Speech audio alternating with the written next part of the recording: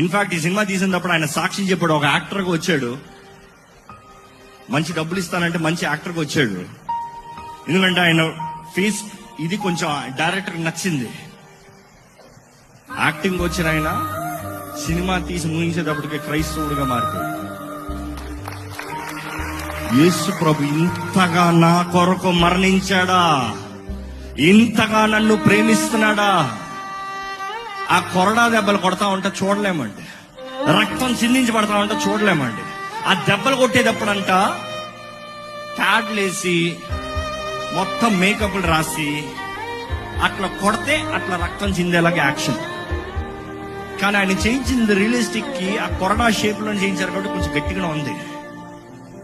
ఒక దెబ్బ ఏమైందంటే కొడతా కొడతా కొడతా ఒక దెబ్బ వేసి కొట్టేటప్పటికి ఆ ప్యాడ్ జరిగిపోయి ఈపు మీద పడిందంట.